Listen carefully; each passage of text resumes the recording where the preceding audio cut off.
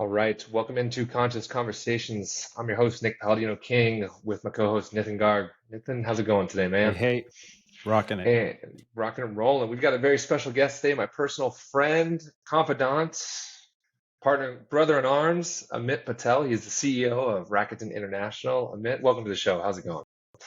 It is going great. It's a Tuesday. Weather is great, and I'm excited to be here and rap with you guys. Cool. Well, we appreciate you taking time out of your busy day and spending time with us and our listeners to talk about leadership and and maybe some AI and just ways that we can grow into our careers. I think you got just a ton of knowledge that you can share with us and the people around that are listening in. So, I mean, we'd love to kind of hear a little before we get going too much is, kind of a little background of your story of how you've become a CEO of a massive company and, from what I've seen, a pretty meteoric rise in your career in the last 10 years since we've known each other. So I'd love to know, I know Nathan Wood and our listeners of, kind of who you were and how that's gotten you to who you are and more so where you are today in the leadership space. Sure. Well, you and I meeting 10 years ago, and what's happened since then isn't an accident. There's obviously a lot that's related between those two, and I'm sure we'll get into that. But I'll also say this was never the plan. I never sort of planned my career and sort of my life in this way. And happy to talk about that. But I was born in London, grew up in London. Indian parents who moved over to the UK from Africa back in the early 70s. Like many Indian families, they sort of had a choice back then: go to England, come to the US, or go back home to India. So very fortunate my parents decided to go to the UK. Felt like I got a sort of a melting pot of different cultures to sort of draw from and learn from. Finished my education all the way up to a bachelor's degree in the UK. Got an opportunity to come to the US with a green card. That in of itself is a story for maybe another podcast. But fast forward, ended up here in the Bay Area. And look, I looking back, but even then, I don't think there are many better places in the world to be. With whatever talent you have, it doesn't have to be a technology-based talent. I think this part of the world and also this country is just very accepting of all talents and really set up for people who really want to invest in themselves and see the kinds of successes that many of us, including both of you, have seen. So I came in 2000, had no idea what I wanted to do. Was lucky enough that I sort of came here right before the tech bubble burst, and so jobs were all over the place. I actually got 3 job offers on the same day. Was very fortunate. Picked a job at a digital marketing company, which was a fancy way of saying we sent emails on the behalf of some of the biggest brands back then. For maybe some of your older listeners, they'll remember BMG, which was a company that sent you 20 CDs for $1. We did all of their BMG email music. email marketing and promotions. We did it for HP, Sephora, the list goes on. But for me, what was most important was the environment that I went into. And again, this is sort of all in hindsight. The environment was perfect for what I had sort of learned and studied before then, but ultimately what I felt like I could achieve. So I was very fortunate that I picked that position.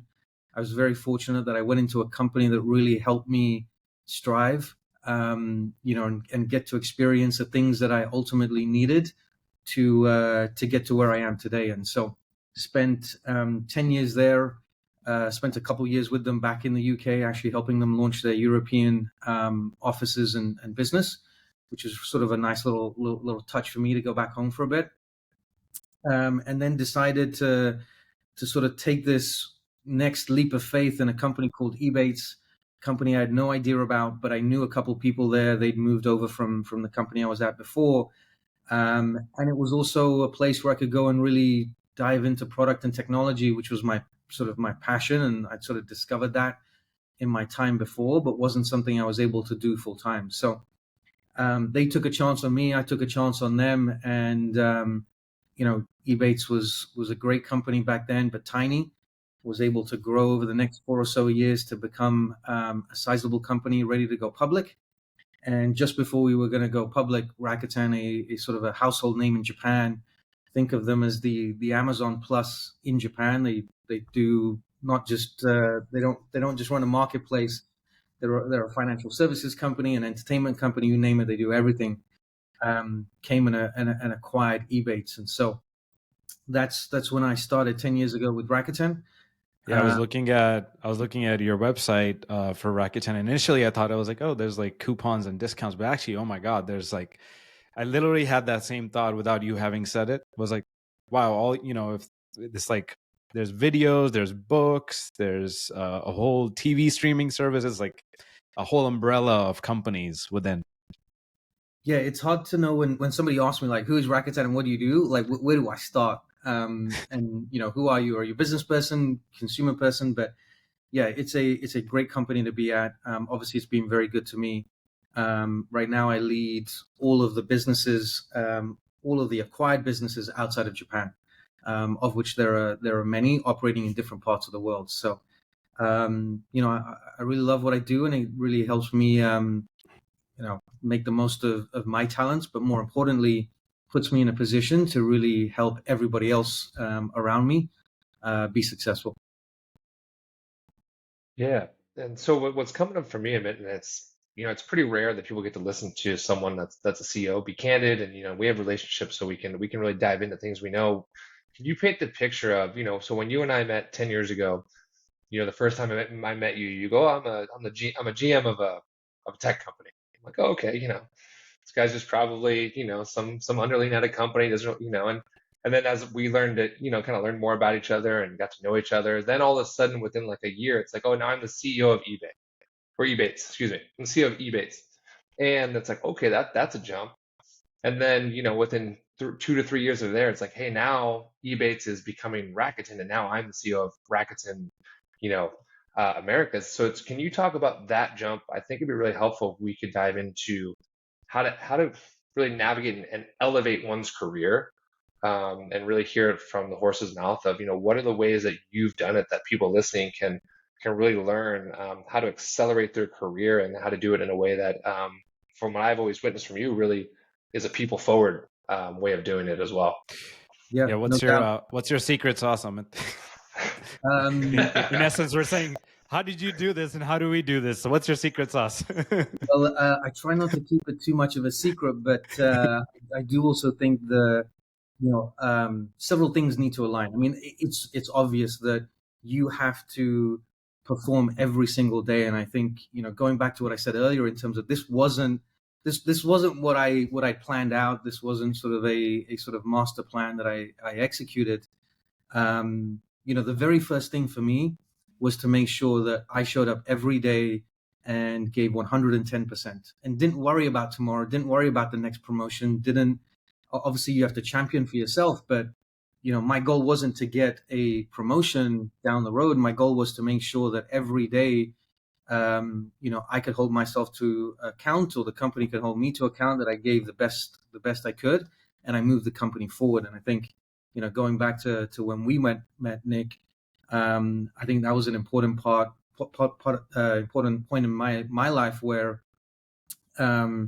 just given the elevated pressures and the demands and expectations from a professional standpoint, I felt like what we ended up doing and working with you several days a week was really helping me ground myself from a personal standpoint as well as Hmm. from a professional standpoint, to make sure it was that I showed up every day, and was able to give 110. I Yeah, think yeah. another, yeah, I mean, I'll add. I think another key point, and this is sort of something I tell all of the graduates that come into this organization, is, people talk about committing to a company and staying at a company and not jumping around. I think that's one way to look at it. Another way that I prefer to look at it as, who at that company sees you. Unless you're your own CEO, unless you're running your own company, somebody else is deciding when you're going to get promoted, how much you're going to get paid. For the most part, it's going to decide what opportunities come your way. I mean, you can be opportunistic yourself, but those three key things get decided by somebody else. So I always tell people, and I've sort of learned this myself, is who at the company sees you, who sees impact you're having, who sees what potential you have. And at any point where you feel like that isn't true, there isn't somebody who does that, I think that's a better time to sort of ask the question as to whether this is the place to be, this is the role for me, and so forth. And actually, one of the things I've been hearing many times recently, especially for women, more so in engineering roles. It's been a theme that's been repeating. Sort of this sense of a lack of focus on employee development and growth within the engineering ranks. A lot of focus on delivery, a lot of focus on shipping code, meeting deadlines, and managers getting rewarded for that, of course, because they're meeting their, the initiatives that are coming down to them, and they're able to get their teams to deliver. But I'm also hearing a whole sort of an unsaid voice or unsaid conversation around, man, my managers aren't really investing in my growth. They aren't really looking out for how I want to grow as an employee, how I want to grow as a leader. And it's interesting. I've just heard this conversation multiple times in the engineering ranks recently. I'm curious if that's something you've come across or how you navigate that sphere. Yep. I don't think that's just isolated to engineering. I think it's maybe a little bit harder in engineering because, as you said, it is very much sort of this delivery aspect. And there isn't a whole lot of show and tell. Like take marketing, for example. You could bring in, many people into a meeting and have them do a show and tell and give those people opportunities to get exposure at the highest ranks. So I think this is something that, I lean on because I've actually come up through the ranks here. And in doing so, I've obviously established relationships with a bunch of different people. Now, granted, the company size is a lot different. We're in many places, so I can't do it at the same scale. But I still think the exercise is important. So, going back to the case that you talked about, for me, it's very important that I try to identify as many people as possible at all spectrums, all levels within the company that I think are going to be the future leaders, that I think have the potential, whether it's here or somewhere else. I mean, it's not a bad thing that they go become, somebody extremely important at a different company. We should take a lot of credit and pride in that. But most of the time they need help. Most of the time they need, like I said, somebody to see them. So somebody's seen me and given that to me over the years. And what I'm trying to do right now is give that back to as many people as I can. Yeah, it sounds like we're talking about mentorship to a large extent as one of the key aspects to growth professionally and personally. And I can talk to our relationship a bit. I've been a mentor to you in the health and the fitness and the mind space, but then you equally have been a mentor to me in terms of business. And I can always go to you and say, hey, what do you think about this? Like, what should I do with my company here? Or I'm struggling with this employee. How do I grow them? So I think finding those relationships where you can really learn and grow from each other. And yeah, we're all going to bring something different to the table, but it sounds like you're talking about being mentored, and then maybe if you're not, finding a mentor, finding a key person within the company around you who can really put you under the wing and show you the ropes. Any tips on people finding a mentor and really understanding like who they should be kind of latching onto? Yeah, I mean, my tip would be mostly for the people in the leadership ranks who can potentially be mentors, as you say. And I sort of try to stay away from that whole concept of mentorship. Our relationship may be a little bit different, but at the company, I try to focus more on what can we do together to deliver a better product, to meet a deadline, to do something that has business impact. Because I feel like through the exercise of doing, I can give back a whole lot more than having a typical standard mentorship discussion. I'm not an expert in that. We have coaches that provide that kind of service, and I think are better equipped to it. Given my experience, my knowledge of the business, obviously the decision making power that I have, I find actually getting in the trenches and actually working on projects together gives people a greater view into sort of how I think, and also a better opportunity for me to see how they think and how they go about their work. So I really don't call myself a mentor within the workspace. That's awesome, actually, by the way, because oftentimes when you have mentorship, when it's mostly just a discussion, the next fruitful step of that is to go apply that, right? So a person can either go apply that back in, if they're in a different function, say from a conversation with you or some other leader in your organization. But better yet, the leader says, come work with me on X opportunity. I see this X opportunity. Let's get our hands dirty, right? You get to practice skills. I get to coach you live as you do that. And what could be better than that? I mean, I feel like that's probably the fastest way to learn than just to talk about things. Well, I mean, it's great for me because, again, given how I've sort of grown through this company and sort of what I enjoy and what I get energy out of is knowing what we're doing at the ground level, is being involved, whether it's product marketing, tech, whatever it is, being involved. I don't like to sort of consider myself just a CEO decision maker. I want to consider myself as somebody who's adding value and in the trenches everywhere.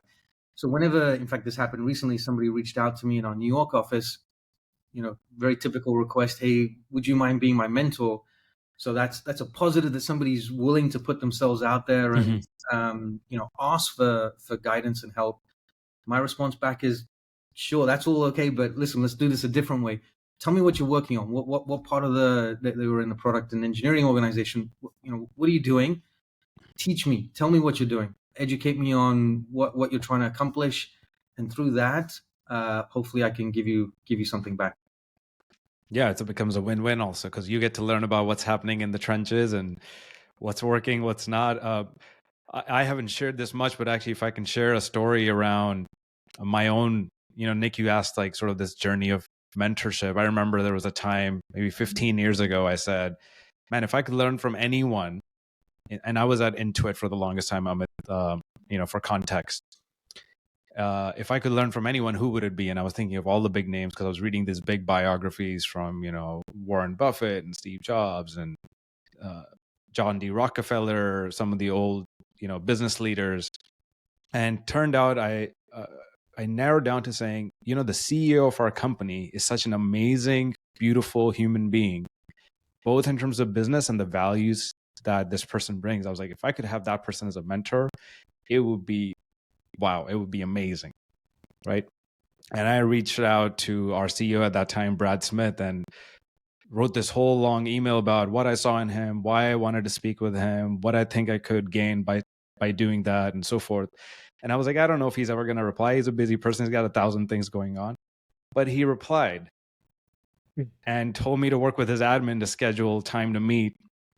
I met with him a month or two later, and we would have some of these conversations like you're describing. Of course, he wasn't like, Nathan, I'm going to pull you onto a project, but he would say, go talk to these 3 people in this area that are experts in this work, learn from them, then come back again, tell me what you learned and how you applied it, and we'll talk again. So I kept meeting with him every 6 months to a year.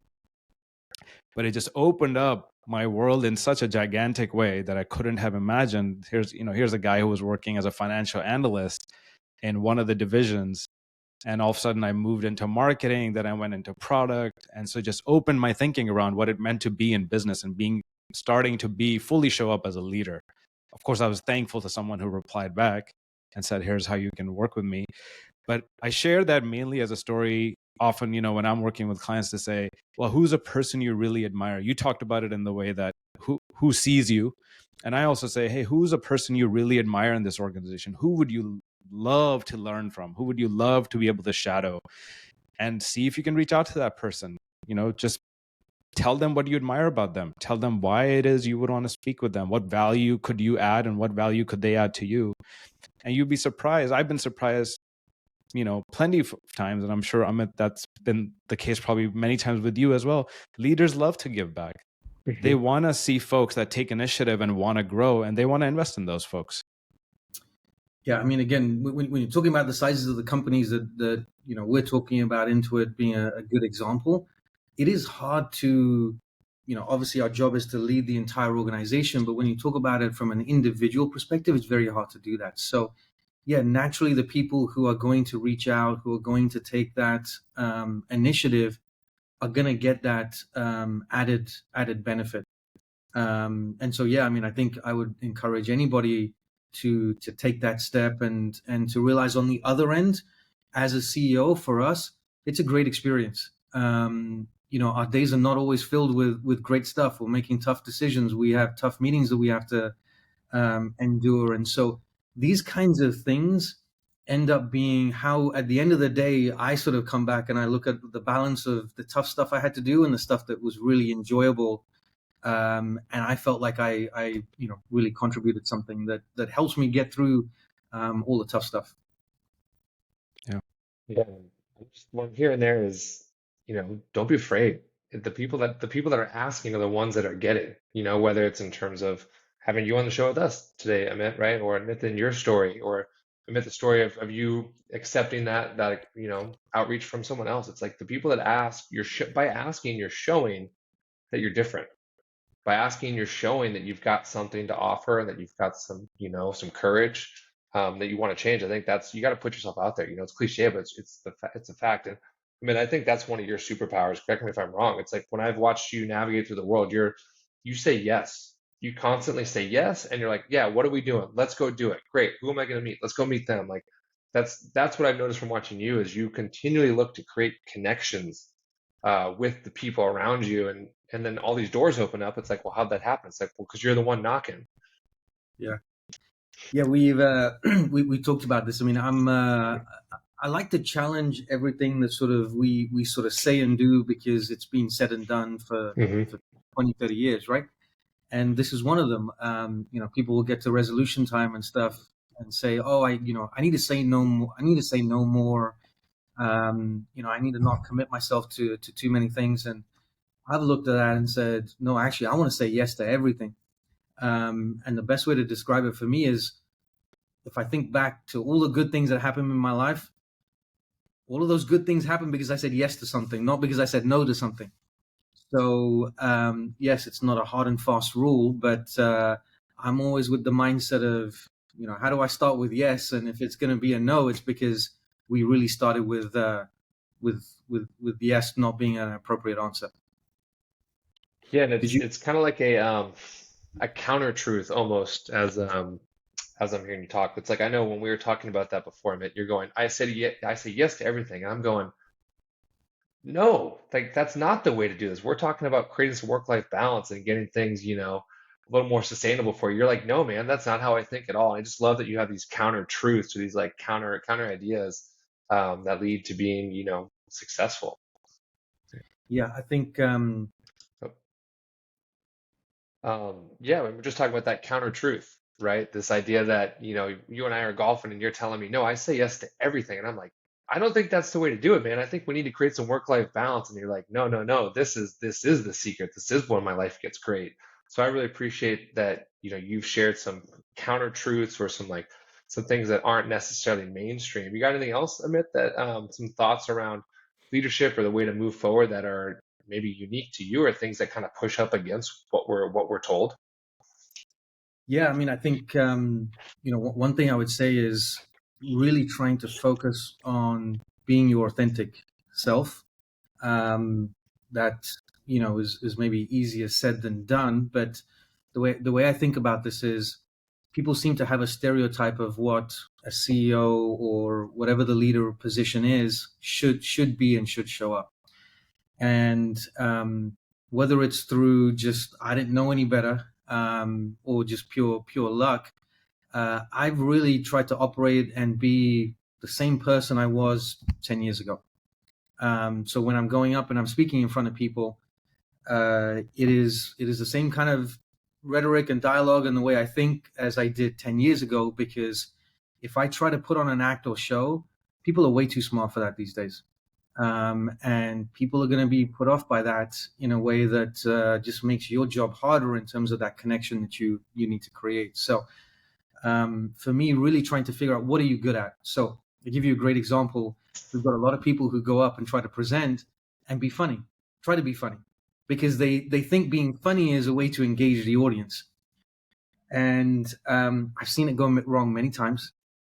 And, I try to give that feedback to people. Look, if you're not funny, you're not funny. Just don't try to be funny. There are other ways for you to connect with the audience, but really start with like what makes you comfortable. The way you speak, the way you talk, the way you stand, all those things. Get comfortable, and then everything else will come from there. So, that's one of the things I sort of see on a regular basis, because we try to give people stages here to sort of practice and put themselves out there. I see that being something that folks stumble on a lot. Got a question for you, Amit, on that. So, as you were saying that, I was almost wondering, what do you think prevents people, or what story are people playing in their head that says, I shouldn't show up as my authentic self? There is some sort of a narrative that we build, I feel, around, when I'm at work, when I'm in a corporate setting, I hear this a lot. I cannot be myself. I can't bring my whole self to work. What do you mean? I'm going to risk being seen? I'm sure you hear that from folks that work for you in some way, shape, or form. I'm curious, if we can explore that for a bit. Yeah, I've struggled with this as well. It's hard, as Nick most probably knows. It's hard for me to be anything different than what I am, and I try to show up. Not try. I mean, I think I genuinely show up the same way at home, at work, etc. But I think, I mean, obviously the last few years have really changed the dynamics. I sort of think about this as, go back 5 years, there was a difference in terms of the employee base's expectations of their CEO and of their government. Call it the president or whatever it is, your governor, whoever it might be that you sort of look at. Expectations were different. What do I expect to hear? What do I expect somebody to cover? What do I expect somebody to give back to me? Who do I expect to represent me in different parts of my life and beliefs? And for a variety of different reasons, I feel like that all fell on now the leader of the place that you work. And so, we went through that over the last few years or so, where now you sort of had to represent more than just the product and the business that you're running and the people who are helping you support that, but now a much greater sort of belief system. And I'll tell you, that was very hard for me, because that's not something I have had a great deal of interest in. It certainly wasn't something I wanted to bring into the workplace, because I was really focused on, how do we deliver a great product for our stakeholders, and how do we have fun doing it? For me, that's super important. Like, I want to have fun doing this, and I want to deliver a great thing out of it. But I think it was good for me through that experience to learn some things that ultimately made me a better leader. And I do think now we're back to a place where I hope more people feel that they can show up and be the same person they are every hour of the day. And we create the environment for them to do that. That doesn't mean we're the environment for everybody. Doesn't mean everybody can show up here and do that. But for those where that match works well, they can do it. What kind of topics are you referring to? I want to just bring a little bit more specifics to what you just described, so people can really picture it. Of course, there's COVID, and a lot of things shifted during that time. What kind of conversations did you see emerging, and how do you see that has shifted the workplace? Has it made it easier to be more authentic in the workplace, or has it made it harder? Well, it was definitely harder, because again, you were butting up against things that were very polarizing, right? It was a very clear yes or no type situation. There was nothing in the middle. And so depending on what side of the equation you personally were on, and knowing that you sort of represent the company at the same time, I do think it was harder. But I think through those learnings and through the experiences of knowing when you make those hard decisions, what good and bad consequences, those can have, I do think we're in a better place. And so I feel like I can genuinely be authentic in my belief system and how I think I can add value to the company. But what I will say that to me is maybe a more important lesson is, just because you have this C title doesn't mean you know everything. In fact, it's a given that nobody knows everything, and certainly, me in this position, I don't know everything. And so, whilst bringing an opinion to the table is important, what I have found is the people I've surrounded myself have really helped me ensure, as a company we make the best decisions, and that I'm empowered to go and lead from the front, and own those decisions. And so knowing when to take input, when to make decisions, how to communicate those, how to own those, to me has been the greatest lesson. And stories to tell on that, but that's really what I've taken away over the last few years. Yeah, and I'm wondering, as you talk about being authentic, and there's a lot of polarity, there's pushing and pulling, there's the company agenda, and then it sounds like also there's the staff or the employees' agendas, and then you end up kind of somewhere in between. Um, I know something we've talked about is when a decision gets to you, it's it's a 50-50 shot kind of thing, right? Like it's gone through the ranks, it's gone through all the executive team, and now it's on your plate. Which means it's important, and which means some people are going to like it, and some people are not. How do you navigate that? Then how do you navigate staying authentic and with your beliefs, but also saying, hey, this is what we're doing, and you guys are going to follow me because that's what I'm being paid to do. How do you navigate that? That doesn't seem like an easy space to live in, and I don't think a lot of people understand that's what a CEO at the end of the day is really battling with. Yeah. That's why I said before, those conversations with employees that they may think is mentorship, for us is a release from these kinds of situations, right? So you're right. I mean, as a CEO, in fact, for any leader, you should be thinking about the decisions that you're making and whether those decisions are ones that you should be making.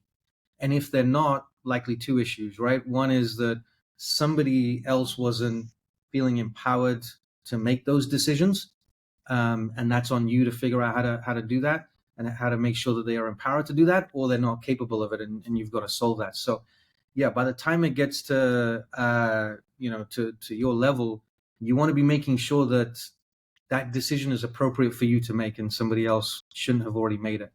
So, yes, for me, if I'm making an easy decision, something else is wrong. So yeah, does end up being 50-50, but you need to figure out how to turn 50-50 into 49-51. Mm-hmm. And it only takes 1%. You don't need to make this 100-0. You don't need to make it 75-25. You just need 1%. And that 1% can come from things like, what's your experience? Who can you lean on? What inputs can you get? What are your values? What are you trying to do as a business? I mean, all of those things are going to be different for every organization, but go through those things to figure out and find that 1%. Once you've found it, make that decision, own it. Your job is to then convince everybody that that is the best decision. But I will tell you that if you also then believe you're going to make, even going through that process, every decision is going to be perfect, you're in for a surprise as well. And so how you own making a mistake and correcting it, I think can add exponential value above and beyond what value you may think you've destroyed by making the wrong decision in the first place. I like that. There's a What is lot of wisdom in there that you shouldn't be making an easy decision is the first one. If there is, there's a problem to fix. And then two, this piece that you brought in a minute about getting to 51% clarity. That's huge. I mean, and that's something that I talk about with coaching clients. Like you need 51% confidence. 49%, I don't know what the hell I'm doing. 51%, I got this. And what I think from that is then 51% tips the scales. And then you've got some momentum, right? And that can grow into that other, filling up the rest of the gaps. I love that you brought that piece in. And then really the piece about failure being one of the key aspects to leadership. I think that's when we really get to show who we are as leaders. Like, can we admit we're wrong? Can we admit we didn't have all the info? And can we be graceful or humble in the way that we're navigating? Like there's just so much wisdom in what you just said there. Yeah, I think a lot said about learning from failures and so forth. All very true, but I think I try to look at it at a couple steps before, which are that it should really start with good decision making, but fast decision making. Because the faster you figure out that you did something wrong, obviously the faster you can correct course and get back on the right track. I mean, go back to the 51%. The Hmm. way I think about this is the time it's going to take me to get from 51% to what's going to make us comfortable, 70, 80%, to me is lost time because I could make the decision. Again, we've taken appropriate steps to get to 51. Let's make the decision. Let's use the time otherwise to actually learn whether that decision was right. And if not, we'll correct it. So it's just a different way of using the time. So you're saying use the time in learning from like 51% to 75% rather than collecting all the information and waiting and making getting everyone on board to make the decision at 75%. Yeah, yeah. Because then you'll know. Then you'll really know. Because again, I still don't know. Is 70% good enough? Is 80% good enough? Or what is good enough? But nothing is better than experience, and nothing is better than actually going through it. So I try to bias towards that. And as the company, the organization that you lead, I do think you need to put a greater focus on how are decisions being made, and all kinds of decisions, and not just the hardest, the biggest, the ones at the top, all kinds of decisions. Because at the end of the day, it's those things that ultimately reflect themselves in the work that you do and the happiness of people. Yeah, it's so refreshing to hear that from, someone that has your level of responsibility. Because often, even in the trenches, folks are like, man, I don't want to make a mistake.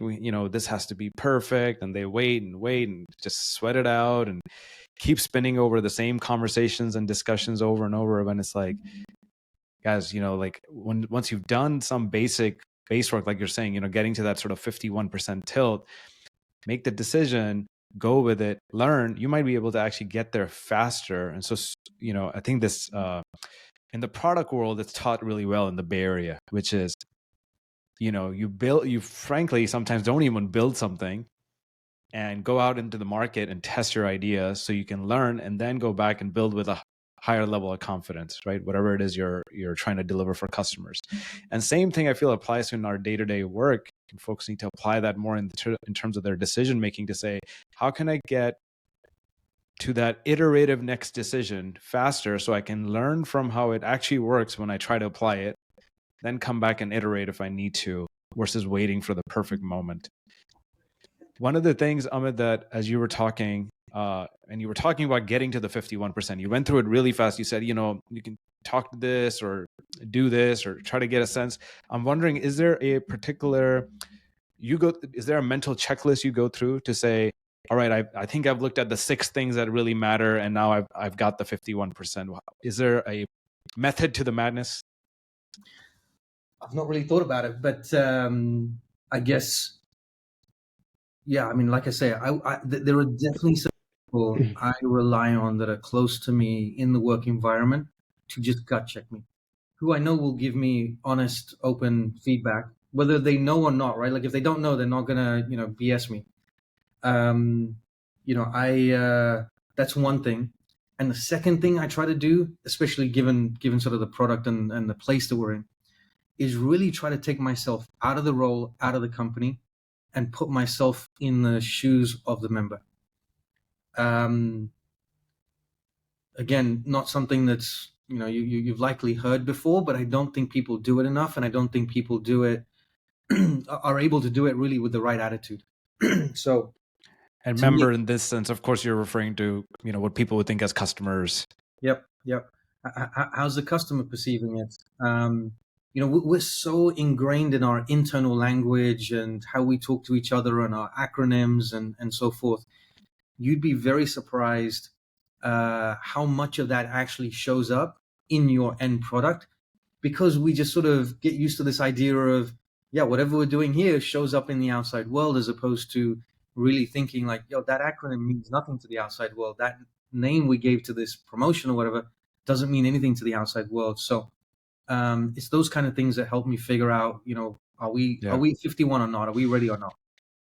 I love that you said that. Actually, that brought up a key point for me, which was I considered this my silver bullet in my product career, which was if there was a open discussion and lots of people, lots of opinions, engineering, design, product, leadership, go talk to 5 customers, right? Get actual real verbatims, put a customer on video, bring them to a product review, have them talk about something, and boom, people's perception completely shifts of like, geez, now we're actually talking to someone who's paying us for this service versus spinning our opinion. So that was always my go-to. Like, if we can't get to a decision or clarity, let's go talk to some customers, because it's not, the answer's not here. The answer's out in the market. Yeah, I try to go a step further, right? Because I feel like that is all good and well, and we have a research team and we do that. But in my opinion, that's letting somebody else do the work that we should be doing. I really try to encourage the teams, and obviously I meet with product and engineering a lot, and they should be able to do that. They are customers. They use our product, obviously. And so why shouldn't we be able to fulfill that role and be able to think that way? To me, that's a great skill. So if you don't have that skill, especially in those departments, I think that's one thing that you can absolutely focus on and help differentiate yourself from the rest of the crowd. Yeah, so Yeah, teaching your staff to behave like customers is what you're saying, like getting using the products, getting to the shoes of the customers ourselves.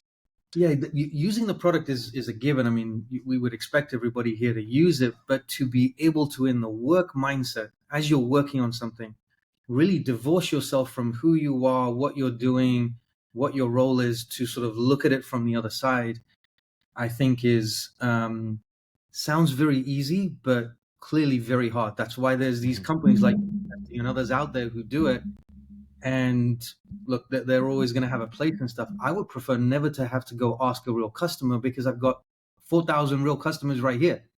Why do I need to ask, customers from the outside? So, maybe not practical, but that's the kind of standard I'm trying to set for everybody here. Is we have the intelligence.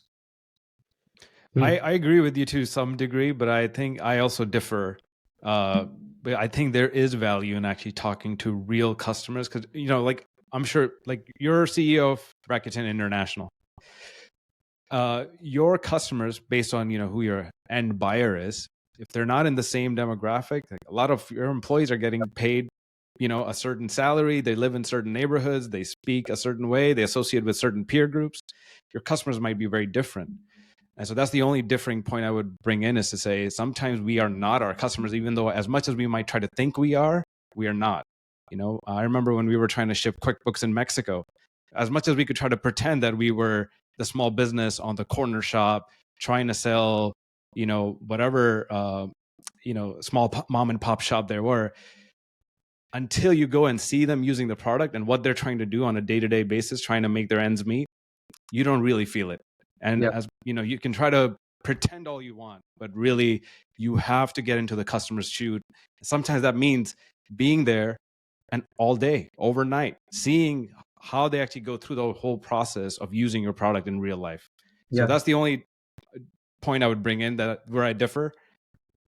No, I love it. And I think maybe if I could just take it in a different direction, but related to that, is this idea of, especially at the CEO level, how do you set goals? How do you communicate not just a vision, but how do you communicate a standard? And I think about this as, whatever I set, in some ways, is likely not going to be practically possible. This is a great example. If I say, hey, I don't want any more research from the outside, I'm actually not asking people to take me literally. I'm not expecting people to take me literally. I expect them to still do that.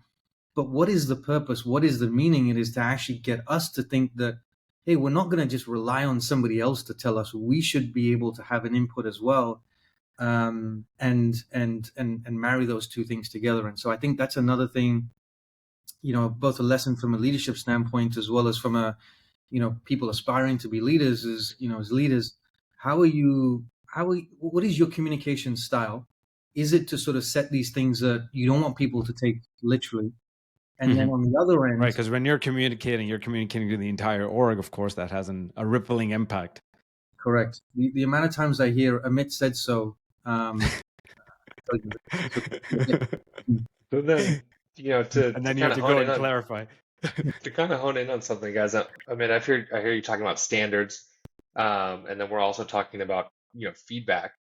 And I think we can really put this on ourselves too, all these frameworks of like, can I get myself to 51% clarity before making a decision? I think this is we can really take it down to a granular level, everything we're talking about.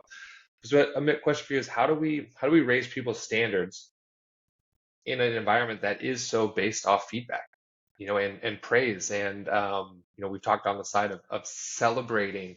How do we balance those two of here's where I want you to be, but I don't always need to be giving you the like good boy. What's Yeah. your take on that? Um, my take is this has to be a dual-sided, a dual-sided exercise. I mean, people have to embrace this idea that they can be better, and it is within their own hands to sort of own a lot of that. There are so many tools available on an individual basis, likely through company resources that folks can use to invest in themselves. And I've got several examples here of people who I've worked with over the last 10 years who've not rested on whatever they learned at school or whatever they learned in the first 2 years, and just constantly every year investing in themselves, and every year just amazing me with how they've developed their careers and their approach and just their attitude and how they show up. And so to me, when we talk about raising standards, every one of us has to own our own standards and how we're raising them for ourselves. So that's sort of one thing. Then as it relates to sort of the environment and the company, I do think we, again, for various reasons, have sort of fallen into this trap of praise being the way to give feedback. And praise, therefore, in my mind, losing a little bit of its value. Yeah, there's that whole cardinal rules of like, one positive, one negative, one positive, and there's all these formulas that people talk about.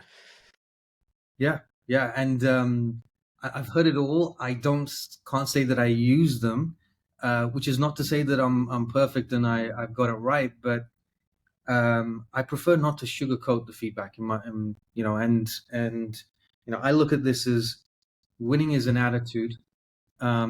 Celebrating is just a moment. And so we can celebrate all we want, but the reality is once the celebration is done and everything is cleared up, we're back to square one. And so the celebration can get misconstrued as success. To me, winning is success. Winning is something that has to be sort of ingrained in everything we do. Celebration will come along the way, but we have to have a winning attitude for us to be, successful in the long run. It sounds like when you're referring to winning, to me that sounds like we're playing an infinite game, actually. And when we're talking about celebrating, we're shifting to a finite game. Is that kind of what you're getting at here? Like this is what we do. This is who we are, and that doesn't stop. Yeah, I mean, we know it just given the number of businesses we run and therefore just the competitive landscape. I mean, who you're competing with today is going to look very different to who you're competing with tomorrow. And so, again, this idea of celebrating a success today really isn't, that's all good and well, but it isn't going to get you through the challenges and obstacles you're going to have tomorrow. And so that's why I feel like this idea that I've constantly got to be winning, I've constantly got to be showing up and giving whatever it is, 110%, is the long game, is how you become successful as an individual and then contribute obviously to a success as a bigger company. A question that's coming up, Amit, is can you help unpack a little bit of, I feel like there's maybe layers within the overall winning as an attitude frame of mind. How do you communicate that within your teams? Because, for example, in a corporate environment, often it's like, okay, we've got the quarterly goals. You hit the quarterly goals. Great. Moment of celebration. All right, there's the next quarter. Let's move on to that. And the cycles keep going. You go through the annual planning cycles. Great. We had a great plan. The board gives us, there's bonuses and so forth. Some celebration. Great. Next year's plan is even 10, 15, 20% higher. All right, let's get to it. How do you unpack the winning as an attitude so that it's actually a sustainable mindset and not just something that feels like you're constantly just on a treadmill that keeps getting steeper and steeper? Yeah, Nice. I mean, but that treadmill is real, right? And as companies, in some ways, we have to do that work to sort of set up those, whether it's OKRs or whatever framework you're using. that does always seem to feel like a treadmill. We're trying to get to this revenue number, and it's now 10% higher than last. That is always going to be there. For me, what I look at is, have you got enough people really understanding the why behind those numbers?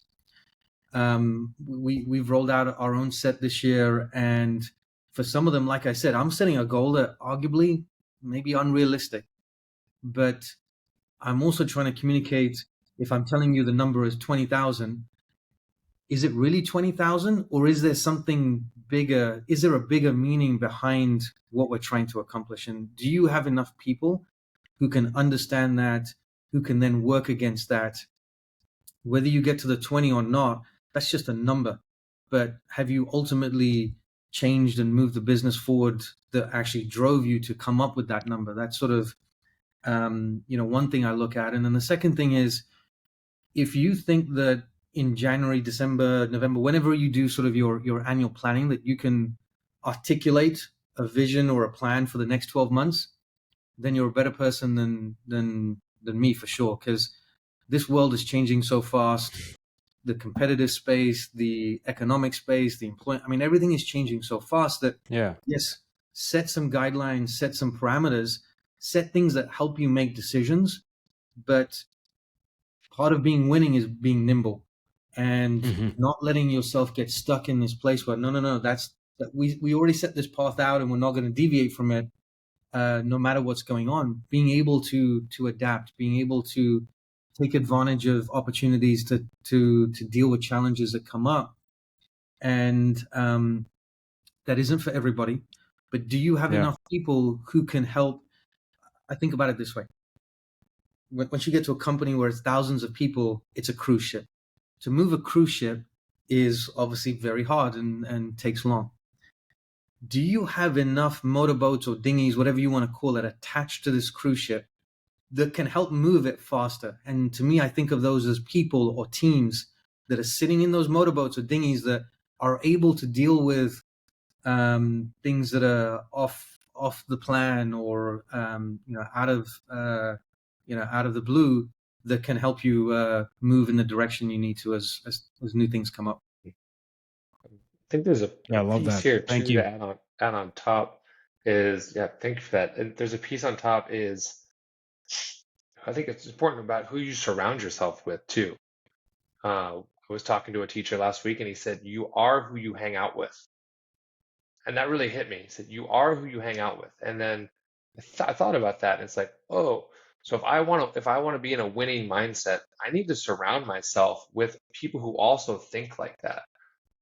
We have a good friend and he always says, be excellent, right? All the time, be excellent. Yeah. And No it's mediocrity. no mediocrity, but he said, always be excellent. And I think when you hang around people who are thinking in this way of winning, being excellent, always striving to create more, you got to sink or swim when in that space. And that's how you will also find yourself in a winning attitude. Yep. All right.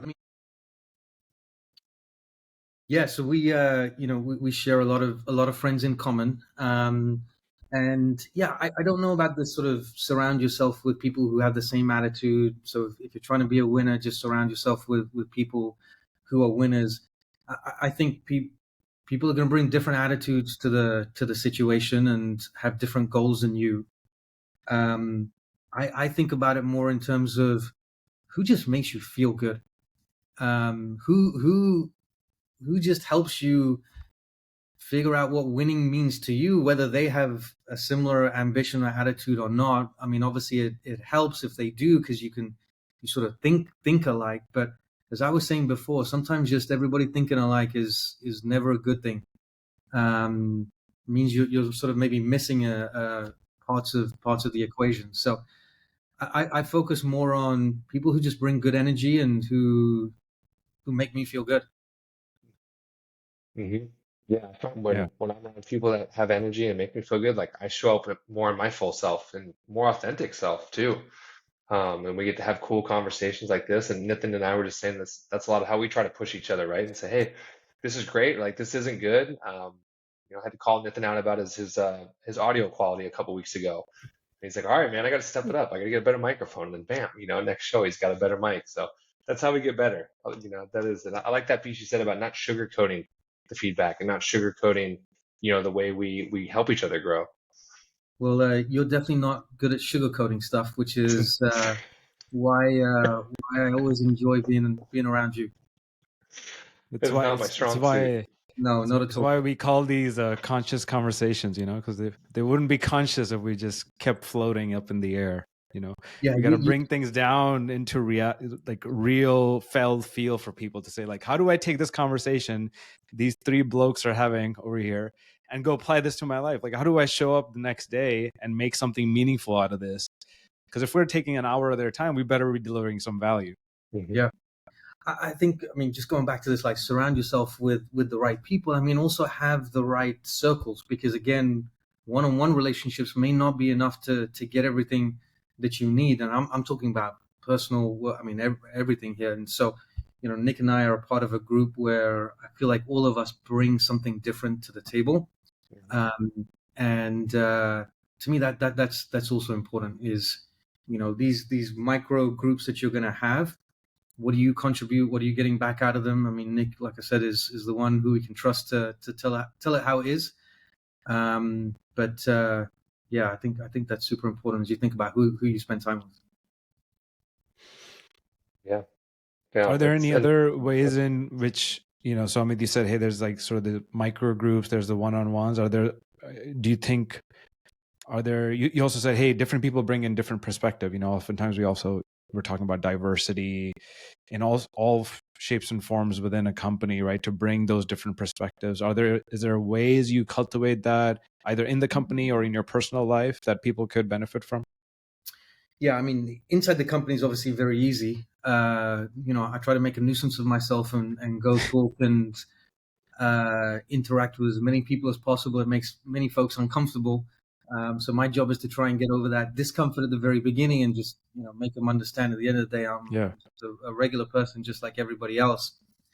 And then outside, I'll go back to something I said at the very beginning, this attitude of yes. I've ended up in situations and in environments and in groups and dinners and whatever it might be where, as I look back, like, I went on this thing, I met that person, and I got to experience this. Well, I only got to do those things because a year ago I said yes to this random thing, and maybe on a different day I would have, or with a different attitude, I would have said no, but I said yes. And so yeah, I think it starts with that. Obviously after that you need to be somebody who's personable. You got to show interest in other people. I think you got to take the lead. And I think this is, again, when you think about groups, you need somebody in the group who takes the lead, who takes the initiative, who drives that micro team forward. So when that is you're going to be, I think, in a much better situation as it relates to cultivating relationships and learning from a bunch of other people. Yeah. There's a piece here you just touched on, and you're kind of alluding to it earlier too. And you just said it's like you're a regular person too, and I think that's really important to hear. And everyone's a person, and like we want to help each other. Can you talk a little bit about that a minute, of like what that means for you to just be a regular person who who has an important job, who has a family, who has stress, who has work-life balance challenges? Like how do you make it all work at the end of the day, I guess, is really what I'm asking. You have a very full life, and you are a normal person. So how do you make it work for you at the end of the day? Well, I think it really starts with enjoying and loving what I do. Whether that's here at work, whether that's at home. To me, those two things are pretty much intertwined at this point. What I do in my work capacity actually fulfills my personal life, and vice versa. So I don't think of those two things as separate. I know that's not necessarily the case for everybody, or not everybody's goal. For me, it's my goal. It's like, I don't want to think about hours in the day being divided between different situations. I want to think about everything giving back to everything else.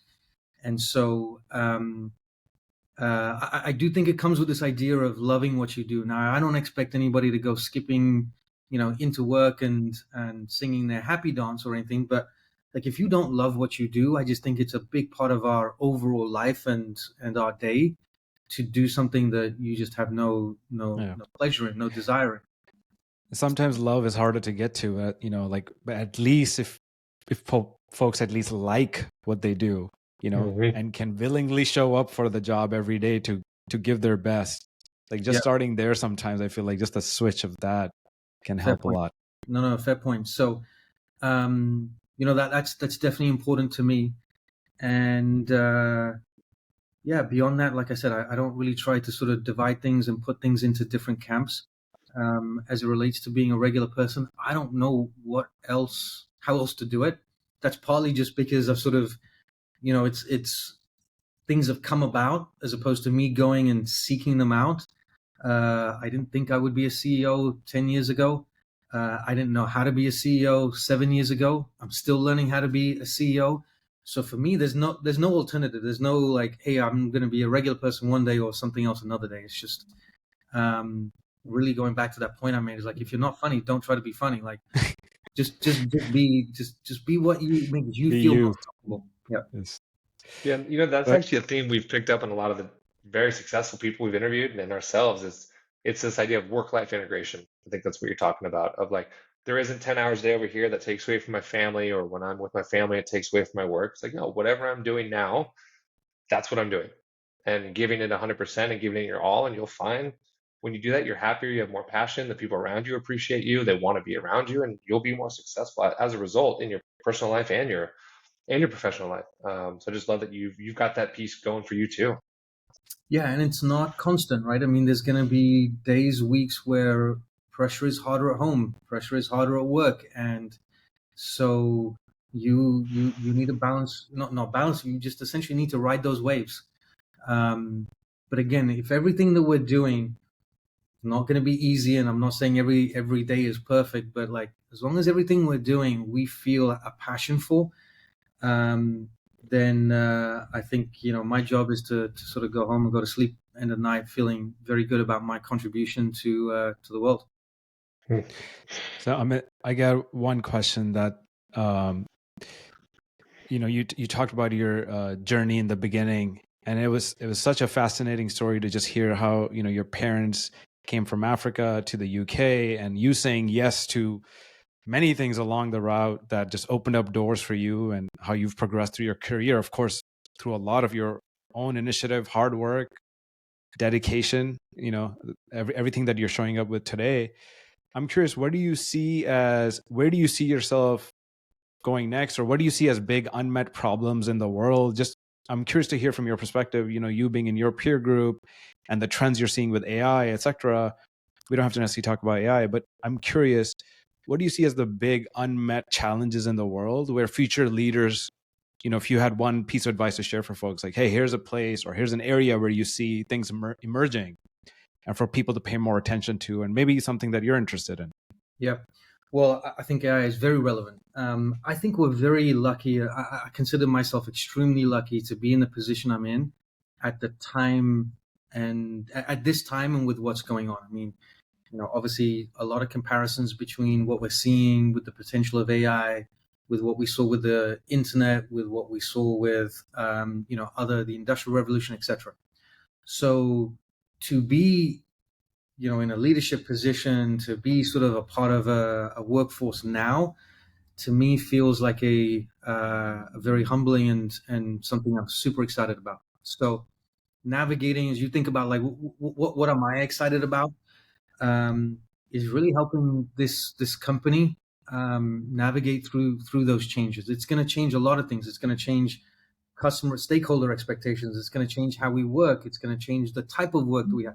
All these things are going to change. We don't know yet how exactly. We're learning every day, but that's something I'm definitely excited to sort of lead the organization through. Rad, A lot of rad. emerging Well, trends, but not, of course, not quite solidified. Of course, there's a lot of discovery, it seems like what you're pointing to with I the prefer emerging technologies. Yeah, I prefer it that way. I mean, if it was already figured out and prescribed, then loses a little bit of the sort of the fun and excitement and what I can use from a motivational standpoint. So yeah, Do you see any key emerging trends? Do you see something fundamentally shifting? So yeah, we know, AI as a technology is emerging, and we don't have to necessarily talk about Rakuten. You can, but I understand, there's confidentiality and things you may not want to talk about. But do you see some specific shifts in content or shopping or any of those industries that you're very involved in that are emerging trends that would be interesting for folks to know?